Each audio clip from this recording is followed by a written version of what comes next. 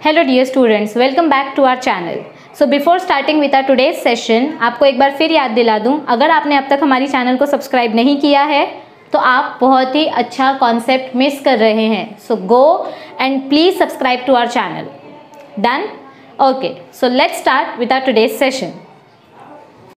So dear students, our today's topic is pregnancy.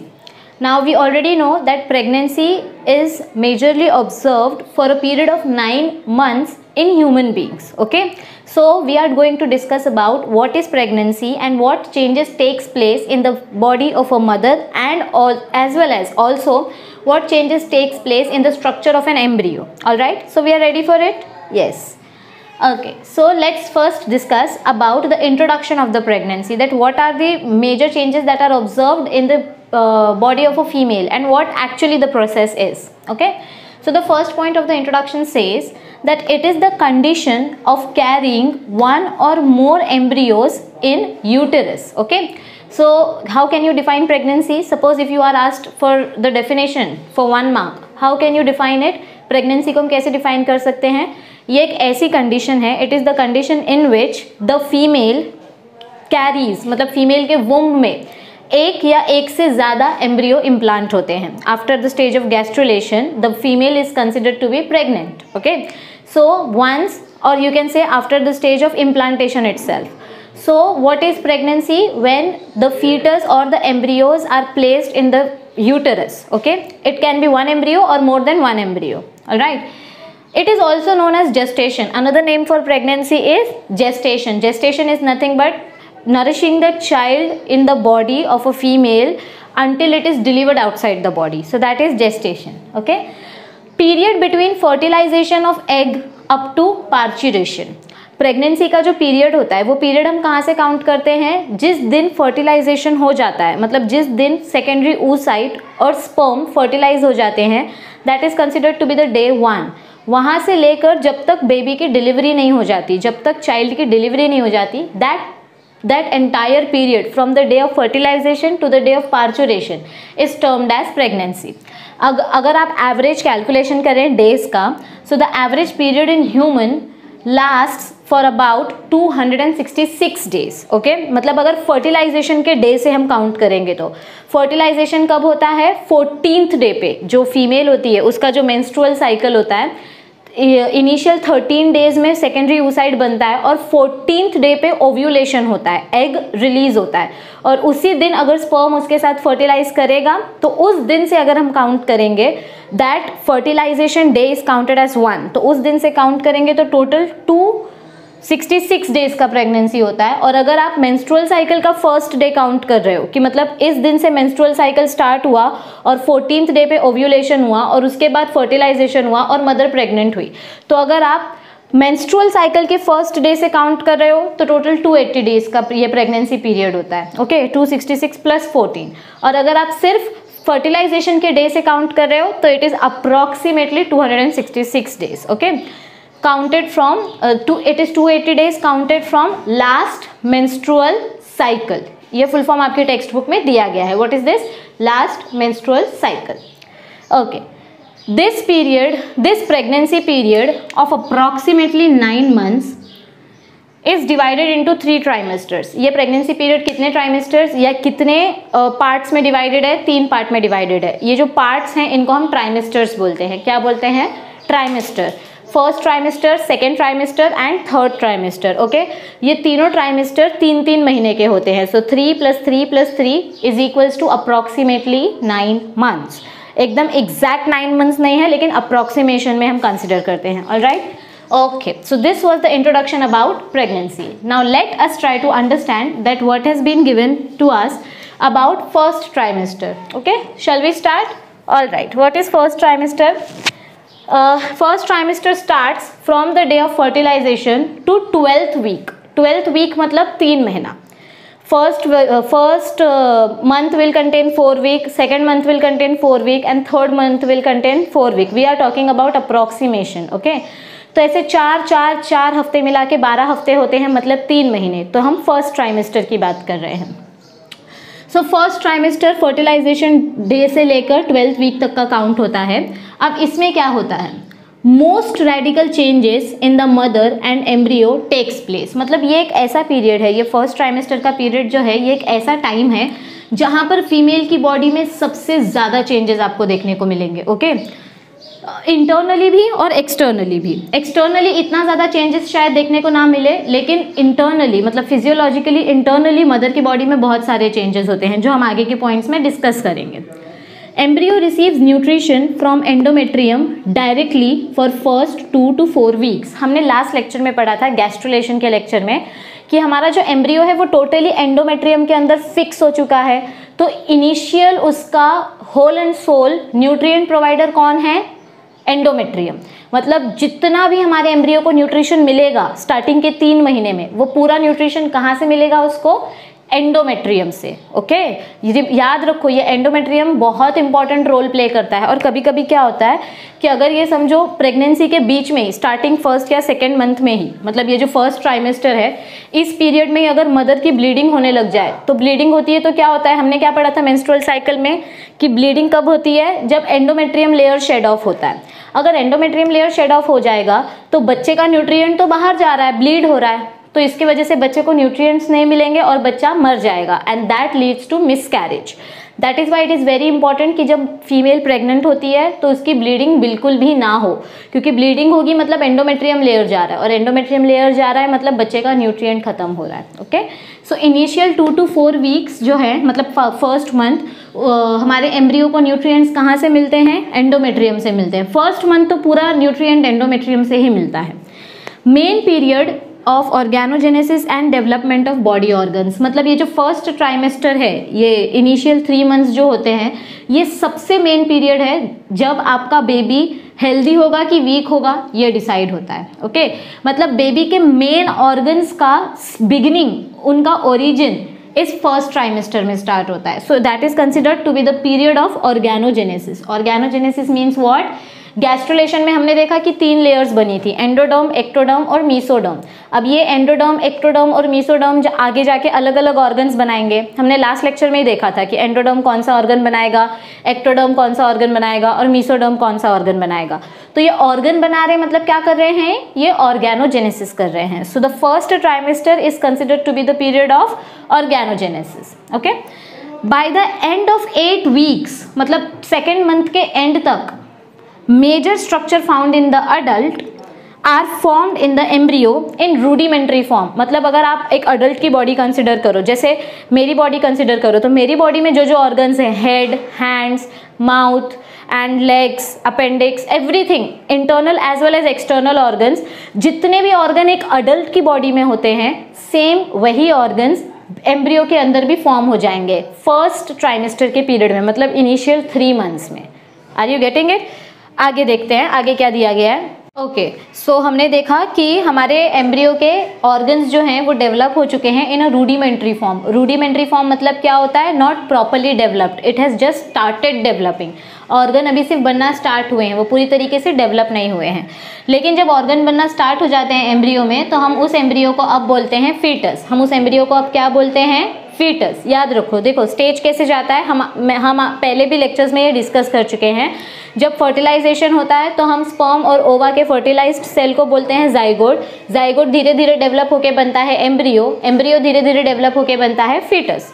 तो अब हमारा एम्ब्रियो जो है वो फीटस बन चुका है। फीटस का डायमेंशंस कैसे है? It is about 3 centimetre long. Okay, उसमें हमको क्या क्या देखने को मिल रहे हैं? आर्म्स निकल चुके हैं, मतलब उसके हैंड्स ग्रो हो रहे हैं, आर्म्स ग्रो हो रहे हैं, फिंगर्स बनना स्टार्ट हो चुके हैं, पैर की फीट बनना स्टार्ट हो चुकी है, टोज बनना स्टार्ट हो चुकी है। तो ये सारे ऑर्गन फॉर्मेशन स्टार्ट हो गए हैं। Alright, foetus can open and close mouth and fist. ये एक प्रॉपर्टी हमको क्या देखने को मिलती है कि हमारा जो फीटस होता है वो अब मदर के वूम्ब के अंदर अपना माउथ ओपन और क्लोज कर सकता है। फीटस के हैंड्स और फीटस का माउथ, फिस्ट मतलब ये मुट्ठी। तो अब हमारा फीटस जो है it is capable of opening and closing its mouth and fist. Okay, central nervous system, CNS means what? Central nervous system which controls the entire body. So CNS is fully formed. Working of excretory and circulatory system begins now. Okay, मतलब जैसे first trimester खत्म होने को आता है तो हमको क्या क्या देखने को मिलता है, उसके बॉडी के ऑर्गन डेवलपमेंट स्टार्ट हो चुका है फीटस के बॉडी का, उसका central nervous system completely form हो चुका है, और उसका जो एक्सक्रीटरी और सर्कुलेटरी सिस्टम है, एक्सक्रीटरी मतलब क्या कि फीटस को जो भी एंडोमेट्रियम से न्यूट्रिशन मिल रहा है उसमें से वो इंपॉर्टेंट चीज़ें ले लेगा, और जो वेस्ट प्रोडक्ट्स है उस वेस्ट प्रोडक्ट को अब वो फिल्टर आउट करना स्टार्ट कर रहा है. मतलब अब हमारा फीटस धीरे धीरे करके ग्रो हो रहा है तभी उसके बॉडी के सारे ऑर्गन्स डेवलप हो रहे हैं, राइट. सो एक्सक्रीटरी और सर्कुलेटरी सिस्टम मतलब passage of blood, carrying oxygen, ये सारी चीज़ें भी अब हमारे फीटस के अंदर स्टार्ट हो रही है. This system also begins. Foetus starts moving but mother cannot feel it yet. First trimester में ही, मतलब प्रेगनेंसी के स्टार्टिंग के 3 मंथ में ही फीटस वुम्ब के अंदर मूवमेंट दिखाना स्टार्ट कर देता है, लेकिन अभी तक मदर को वो मूवमेंट फील नहीं होती है. मदर को वो मूवमेंट फील होती है इन सेकेंड ट्राइमेस्टर. ओके, जब मदर का 4th to 6th मंथ का जो पीरियड चलता है, 5th मंथ के बाद मदर को पेट के अंदर मूवमेंट फील होती है कि हाँ उसके पेट के अंदर उसका जो बच्चा है, उसका जो फीटस है वो मूव हो रहा है. लेकिन उसकी मूवमेंट स्टार्ट कब हो जाती है? फर्स्ट ट्राइमेस्टर में ही. Heart beat can be heard from 6th week. Okay, जो आप जब गायनेकोलॉजिस्ट के पास जाते हो, मतलब जो प्रेग्नेंट वुमेन जब गायनेकोलॉजिस्ट के पास जाती है तो गायनेकोलॉजिस्ट स्टेथोस्कोप से जब फीटस को चेक करती है तो वो उस गायनेकोलॉजिस्ट को स्टेथोस्कोप से बेबी का या बच्चे का हार्ट बीट सुनाई देना स्टार्ट हो जाता है from 6th week itself. Okay, progesterone level increases. हमने लास्ट टू लास्ट लेक्चर में पढ़ा था कि progesterone hormone is also known as pregnancy hormone because this is the hormone which helps in the production of endometrium. Progesterone hormone HCG बनाएगा, human chorionic gonadotropic hormone. आगे पढ़ोगे आप इसके बारे में, जिसके वजह से एंडोमेट्रियम की लेयर मोटी होती है. और एंडोमेट्रियम का क्या यूज है? Providing nutrition to the foetus. तो जितना ज़्यादा प्रोजेस्टेरॉन उतना ज़्यादा एंडोमेट्रियम. तो प्रेगनेंसी जब फर्स्ट ट्राइमेस्टर में पहुंचती है तो प्रोजेस्टेरॉन का लेवल क्या होता है? इंक्रीज होता है. Progesterone level increases and menstrual cycle is stopped और it is suspended till parturition. मतलब अब जब तक प्रेगनेंसी खत्म नहीं हो जाती तब तक नई मेंस्ट्रुअल साइकिल स्टार्ट नहीं होगी, क्योंकि अगर मेंस्ट्रुअल साइकिल स्टार्ट होगी मतलब ब्लीडिंग होगी, और ब्लीडिंग होगी मतलब बच्चे का एंडोमेट्रियम जाएगा. जो बच्चे का न्यूट्रिशन वाला पार्ट है वो मदर की बॉडी से चला जाएगा, तो baby will die. And that is why menstrual cycle is suspended जब तक बच्चा डिलीवर नहीं हो जाता, मतलब till the end of pregnancy. Okay, as first trimester ends, जैसे फर्स्ट ट्राइमेस्टर खत्म होने को आता है, foetus is 7 to 10 centimetre long. हमको क्या दिखाई दे रहा है कि जैसे फर्स्ट ट्राइमेस्टर खत्म होने आएगा हमारा फीटस का साइज क्या हो चुका है? It is now 7 to 10 centimetre long. Meanwhile, high level of progesterone initiates changes in mother's body. अब देखो, फर्स्ट ट्राइमेस्टर खत्म होने आया तो हमने ये तो देखा कि वुम्ब के अंदर फीटस का क्या क्या चेंजेस हो रहे हैं, फीटस के अंदर क्या क्या डेवलपमेंट हो रहे हैं. लेकिन उसी टाइम पे जब बॉडी के अंदर इतना कुछ डेवलप हो रहा है, इतने सारे हार्मोनल चेंजेस हो रहे हैं, तो मदर की बॉडी में भी बहुत सारे चेंजेस होते हैं. तो वो क्या चेंजेस होते हैं? Let's see. First change takes place in her reproductive system. तो उनके रिप्रोडक्टिव सिस्टम में क्या चेंज होता है? The maternal part of placenta grows. Placenta जो है मतलब मदर के बॉडी से, यूटरस से प्लेसेंटा कनेक्टेड होता है. तो वो जो प्लेसेंटा है, अब वो प्लेसेंटा ग्रो होना स्टार्ट होगा. हम आगे पढ़ेंगे अभी कि प्लेसेंटा कैसे दिखता है, वो यूटरस से कैसे कनेक्टेड होता है. मतलब समझो अगर ये यूटरस है तो यहाँ से ये प्लेसेंटा कनेक्टेड है, तो ये प्लेसेंटा साइज में थिक होते जाएगा. ओके, और यहाँ पर आपका फीटस है. डू नॉट जज me on my drawing. Suppose this is the foetus, तो अब इस फीटस को इस प्लेसेंटा से न्यूट्रिशन मिलेगा, तो ये प्लेसेंटा ग्रो होना स्टार्ट हो जाता है at the end of first trimester, मतलब 3 महीने के बाद. और जैसे जैसे फीटस का साइज अब ग्रो होगा तो यूटरस स्टार्टिंग में थोड़ा छोटा था, लेकिन धीरे धीरे करके अब वुम्ब को, मतलब यूटरस को भी बड़ा होना पड़ेगा क्योंकि फीटस बड़ा हो रहा है. सो as the first trimester ends, in this period the mother the maternal part of placenta grows and the uterus becomes larger in size. तो ये reproductive system में changes हुए. In this period the mother also experiences what? अब बात की जाए उनके internal physiological changes की, तो मदर को ये फर्स्ट ट्राइमेस्टर के पीरियड में बहुत ज़्यादा मूड स्विंग्स होते हैं। मतलब sometimes she will feel very sad, sometimes she will feel very happy. इतना ज़्यादा हार्मोन्स अप डाउन होता है। हैप्पीनेस वाले जो हार्मोन्स होते हैं, सैडनेस वाले जो हार्मोन्स होते हैं, हंगर हार्मोन जो जिनके वजह से भूख लगती है और एकदम अचानक से तीखा खाने का मन करता है, अचानक से स्वीट खाने का मन करता है, अचानक से खट्टा खाने का मन करता है। It depends from person to person कि उनको क्या खाने का मन कर रहा है। अचानक से रोने का मन करता है, suddenly they are happy, suddenly they are fighting. So ये बहुत सारे मूड स्विंग्स होते हैं। So these are the changes which you observe during the first trimester majorly. Okay, mood swings देखने को मिलेंगे आपको, और मॉर्निंग सिकनेस भी देखने को मिलती है हमको मदर के बॉडी में। मॉर्निंग सिकनेस क्या होती है कि यूजुअली जो प्रेग्नेंट लेडीज़ होती हैं उनको स्टार्टिंग के मंथ में वॉमिटिंग होती है। ओके, दे फील लाइक उनको किसी भी स्मेल से मतलब अचानक से उल्टी जैसे महसूस होने लग जाता है। They feel nauseatic. Okay, they feel like puking out. मतलब पहले हो सकता है कि उनको पेंट्स की खुशबू पसंद थी, लेकिन पीरियड्स प्रेगनेंसी होने के बाद अचानक से उनको पेंट की खुशबू से एलर्जी हो गई, अचानक से उनको पेंट की खुशबू सूंघते ही उल्टी आ जाती है। कुछ फीमेल्स में ऐसा भी होता है कि उनको चॉकलेट की खुशबू बहुत पसंद है, लेकिन प्रेगनेंसी के बाद अचानक से वो चॉकलेट की खुशबू से नफरत हो जाती है। सो the things changes. Okay, during the first trimester the mother undergoes a lot of mental and emotional changes in her body. All right, so this is about first trimester. Now let's have a look at second trimester. Okay, so first trimester में हमने देखा कि हमारा जो foetus है उसके organs develop हो रहे हैं, उसके arms, hands, feet, toes, fingers सब बन चुके हैं और वो अपना माउथ और हैंड ओपन और क्लोज कर सकता है। उसका एक्सक्रीटरी और सर्कुलेटरी सिस्टम काम करना स्टार्ट हो चुका है और उसका सीएनएस डेवलप हो चुका है। अब हम देखेंगे second trimester. Okay, now what happens in second trimester? First of all, second trimester कौन सा पीरियड होता है? It is the period from 13th week to 26th week. Okay, first trimester हमने देखा it is a period from first week to 12th week. अब second trimester हमारा कौन सा पीरियड होगा? A period from 13th week to 26th week. अब हम इसमें क्या देखेंगे कि हमारा जो फीटस इंटरनली ग्रो हो रहा है उसकी ग्रोथ अब फास्ट हो गई है। Okay, so the rapid growth of foetus takes place. अब ग्रोथ अगर फास्ट हो रही है मतलब ऑर्गन्स डेवलप होंगे, ऑर्गन्स डेवलप होंगे मतलब हमारे फीटस की साइज बढ़ेगी और उसका वेट बढ़ेगा। Correct? So the uterus grows enough and pregnancy is visible now. मतलब कि हमारा फीटस अब साइज में इतना ग्रो होते जा रहा है कि यूटरस जो है वो अपने फीटस को एडजस्ट करने के लिए यूटरस की साइज भी इंक्रीज हो रही है। ओके, और जैसे जैसे हमारा फीटस ग्रो हो रहा है वैसे वैसे यूटरस ग्रो हो रहा है। जैसे जैसे यूटरस ग्रो हो रहा है तो ऑब्वियसली मदर का वुम्ब जो है अब उसके नॉर्मल बॉडी शेप से थोड़ा सा एक्सटेंड होके थोड़ा सा एनलार्ज होकर दिखेगा और इस वजह से अब हमको बेबी बम्प दिखाई देगा। मतलब जो मदर होती है उसका जो प्रेग्नेंट टमी होता है अब वो टमी विजिबल होगा and that is why you can easily visualize it that the mother is pregnant now. Okay, because her uterus has been enlarged and so her baby bump is visible now. All right, so fetus is active now since the CNS is developed। हमारे fetus का central nervous system develop हो रहा है तो अब fetus की activity start हो जाएगी। फर्स्ट ट्राइमेस्टर में ही उसकी मूवमेंट स्टार्ट हो जाती है। So the fetus is active, it grows to about 30 centimeter in length and the development of the brain begins। क्योंकि फर्स्ट ट्राइमेस्टर में सेंट्रल नर्वस सिस्टम बन गया है, तो सेंट्रल नर्वस सिस्टम बन गया है मतलब उसके स्पाइनल कॉर्ड का डेवलपमेंट हो गया है, स्पाइनल नर्व्स बन गए हैं, तो अब ब्रेन डेवलपमेंट भी स्टार्ट हो जाएगा। Okay, hormone level stabilizes as human chorionic gonadotropin hormone declines. ये HCG हार्मोन क्या करता है? ये HCG हार्मोन कॉर्पस ल्यूटियम बनाने में हेल्प करता था। क्या कर रहा था ये HCG हार्मोन? कॉर्पस ल्यूटियम बनाने में हेल्प कर रहा था।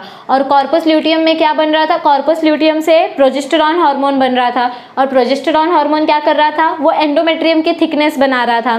तो अब क्या होगा कि HCG हार्मोन डिक्लाइन हो जाएगा। लेकिन अगर HCG हार्मोन डिक्लाइन हो जाएगा तो कॉर्पस ल्यूटियम खत्म हो जाएगा। कॉर्पस ल्यूटियम खत्म हो जाएगा तो प्रोजेस्टेरॉन हार्मोन कौन बनाएगा? और अगर प्रोजेस्टेरॉन हार्मोन जिसको हम प्रेगनेंसी हार्मोन बोलते हैं, अगर ये प्रोजेस्टेरॉन हार्मोन कम हो जाएगा तो फिर हमारा एंडोमेट्रियम का थिकनेस का कौन ध्यान रखेगा और बेबी के नरिशमेंट का फिर क्या होगा? So what happens now? HCG decline होता है तो कॉर्पस ल्यूटियम डैमेज होगा ही होगा, दैट इज फॉर श्योर। लेकिन कॉर्पस ल्यूटियम को कॉम्पनसेट करने के लिए अब हमारे पास आ जाता है प्लेसेंटा। क्या आ जाता है अब हमारे पास? Placenta. So when the hormone level stabilizes and human chorionic gonadotropin development, gonadotropin hormone declines, the corpus luteum deteriorates. Deteriorates means it damages. corpus luteum damage हो रहा है, कॉर्पस ल्यूटियम डैमेज हो रहा है तो प्रोजेस्टेरॉन हार्मोन कम हो जाएगा, लेकिन प्रोजेस्टेरॉन हार्मोन को वापस बढ़ाने का काम कौन करेगा? प्लेसेंटा. सो जैसे HCG हार्मोन नीचे गया, HCG हार्मोन नीचे गया तो कॉर्पस ल्यूटियम नीचे गया, कॉर्पस ल्यूटियम नीचे गया तो प्रोजेस्टेरॉन हार्मोन नीचे गया, लेकिन प्रोजेस्टेरॉन हार्मोन नीचे जाने से पहले प्लेसेंटा आ गया. तो प्लेसेंटा आ गया तो प्लेसेंटा ने क्या कर लिया? जो प्रोजेस्टेरॉन हार्मोन नीचे जा रहा था उसको होल्ड कर लिया, और अब प्रोजेस्टेरॉन हार्मोन की रिस्पॉन्सिबिलिटी कौन उठाता है? Placenta. So now placenta controls the production of progesterone hormone and this progesterone hormone controls the period of pregnancy. Okay, all right, I hope that you understood this point. वापस एक बार बोलती हूँ, HCG hormone controls corpus luteum, corpus luteum produces progesterone hormone, progesterone hormone controls pregnancy bye maintaining endometrium. अब अगर HCG hormone नीचे जाएगा तो corpus luteum damage होगा, कॉर्पस ल्यूटियम डैमेज होगा तो प्रोजेस्टेरॉन नहीं बनेगा, प्रोजेस्टेरॉन नहीं बनेगा तो एंडोमेट्रियम लेयर पे फर्क पड़ेगा, लेकिन हमको मतलब प्रोजेस्टेरॉन से है, चाहे कॉर्पस ल्यूटियम बनाए चाहे कोई और बनाए. तो HCG हार्मोन को नीचे जाने दो, HCG हार्मोन नीचे गया तो कॉर्पस ल्यूटियम भी डैमेज हो गया, हो जाने दो. हमारे पास प्रोजेस्टेरॉन हार्मोन बनाने के लिए ऑल्टरनेट ऑर्गन कौन सा है? Placenta. Okay, so placenta develop होता है और अब placenta controls the production of progesterone hormone. जब मदर अपना रेगुलर चेकअप करने के लिए अल्ट्रासाउंड कराती है, ultrasound as in when she goes for sonography, तब क्या दिखाई देता है हमको सोनोग्राफी के रिपोर्ट में कि the foetus is now 18 to 20 weeks and it shows the baby's growth and position. मतलब अब सोनोग्राफी में हमको अच्छे से दिखाई देगा कि बेबी कहाँ पर पोजीशनड है. ओके, मतलब बेबी कहीं एंटैंगल्ड तो नहीं हो गया है, वो ट्विस्ट तो नहीं हो गया है, उसके ऑर्गन सारे बराबर हैं कि नहीं है. तो बेबी की ग्रोथ और बेबी की पोजीशन चेक करने के लिए यूटरस में मदर अंडरगोज सोनोग्राफी और अल्ट्रासाउंड. फ्रॉम दिस, अगर सोनोग्राफी और अल्ट्रासाउंड कराएंगे और बेबी की ग्रोथ और पोजीशन अगर बराबर होगी तो इससे हम अंदाज़ा लगा सकते हैं कि मदर की डिलीवरी डेट क्या होगी. So from this sonography you can estimate the due date of delivery can be established. Okay, कि मतलब डिलीवरी कौन से डेट में अप्रॉक्सीमेट होने वाली है. Baby's movement are easily felt by the mother. Now हमने क्या बोला था? फर्स्ट ट्राइमेस्टर में ही बेबी मूव करना स्टार्ट करता है, लेकिन मदर उसको फील नहीं कर पाती है. लेकिन अब सेकेंड ट्राइमेस्टर में जब 20 वीक्स हो जाते हैं, मतलब approximately 4.5 months, so now mother can feel the movement of the baby inside the uterus. The head has hair. अब अगर बेबी का स्ट्रक्चर अगर हम डिटरमाइन करें कि यूटरस में क्या क्या ग्रो हो रहा है, मतलब जो हमारा फीटस है उसके अंदर क्या क्या चेंजेस हो रहे हैं. सो फीटस के सर पे अब बाल ग्रो होना स्टार्ट हो जाते हैं, उसके आईब्रोज आना स्टार्ट हो जाते हैं, उसके आई लैशेस बनना स्टार्ट हो जाते हैं, ये जो पलक होती है. एंड कान के जो ईयर पिन्ना है, ये ईयर पिन्ना प्रॉपरली डेवलप हो जाते हैं. अभी तक सारे एक्सटर्नल ऑर्गन्स बन गए हैं, इंटरनल ऑर्गन्स भी डेवलप होना स्टार्ट हो गए हैं. मुंह खुलना बंद होना स्टार्ट हो गया है ताकि वो नरिशमेंट ले सके और मूवमेंट कर सके, लेकिन अभी तक उसकी आईज ओपन नहीं हुई है. सेकेंड ट्राइमेस्टर में सिर्फ आईज बनी है पर आईज ओपन नहीं हुई है. Okay, ear pinna are easily visible. Distinct mean it is easily visible. The baby reaches half the size of a newborn. मतलब सेकेंड ट्राइमेस्टर में क्या होगा कि अब बेबी जो प्रॉपर डिलीवरी के टाइम पे उसकी जितनी साइज होगी उसका हाफ साइज वो पहुंच चुका है. अब जितना भी उसका ग्रोथ होगा वो बचा कुचा ग्रोथ होगा उसके थर्ड ट्राइमेस्टर में. सो देखो थर्ड ट्राइमेस्टर में क्या होता है. सबसे पहले थर्ड ट्राइमेस्टर कौन सा पीरियड होता है? It is the period from 27th week up till parturition. मतलब जब तक डिलीवरी डेट आ नहीं जाती तब तक का period is considered as third trimester. Okay, अब सबसे मेजर डेवलपमेंट होगा थर्ड ट्राइमेस्टर में. Major as in weight gain के टर्म्स में. फीटस यहाँ पर कितने किलो का वे करता है? The foetus weighs approximately 3 to 4 kilogram अगर हेल्दी मदर है और उसको सारे अच्छे नरिशमेंट मिल रहे हैं तो. So the fetus weighs around 3 to 4 kg in weight and it is 50 centimeter long in length. Now the eyes of the fetus are open. Third trimester में fetus की eyes open हो जाती है. The body gains weight. Both mother की body भी weight gain करेगी और fetus की body भी weight gain करेगी, क्योंकि mother ने इतना कुछ खाया है बच्चे को nourishment पहुँचाने के लिए कि mother की body में भी weight gain हो रहा है, और जो mother खा रही थी वो fetus भी खा रहा था, तो fetus की body में भी weight gain होगा. Okay? The uterus expands as the fetus grows. जैसे जैसे fetus बढ़ेगा तो uterus भी obviously बढ़ेगा, और जैसे जैसे uterus बढ़ेगा मदर का ये baby bump बढ़ेगा. Okay? The mother's abdominal organs get compressed and displaced. अब क्या होगा कि फीटस जो है वो वुम्ब में ऐसे पोजीशन है, मतलब इमेजिन करो दिस इज द यूटरस और यहाँ पर आपका फीटस है। ओके, अब ये फीटस जो है ये यूटरस की सारी जगह खा रहा है, तो यहाँ पे जो किडनी होगी मदर की और ऊपर की तरफ जो लंग्स होंगे वो सारे के सारे अब कंप्रेस हो रहे हैं, मतलब उनके ऊपर प्रेशर पड़ रहा है। और जब किडनीज और लंग्स के ऊपर प्रेशर पड़ता है तो प्रॉपर एक्सक्रीशन नहीं हो पाता है और जिसके वजह से मदर को बार बार यूरिनेशन के लिए जाना पड़ता है। It leads to frequent urination.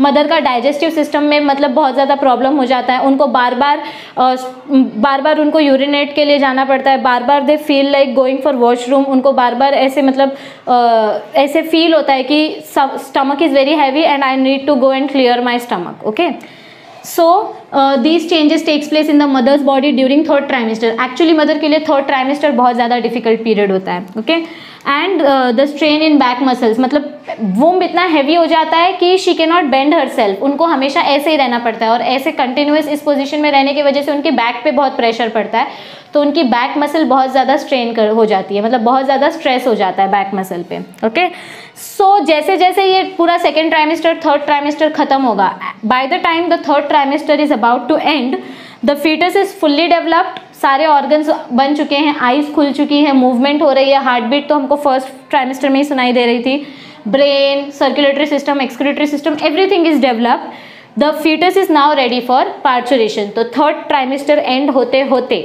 Foetus क्या हो जाता है, रेडी हो जाता है पार्चुरेशन के लिए, मतलब now the foetus is ready for delivery. Okay, मतलब mother is ready for delivery and foetus is ready to come out of the body.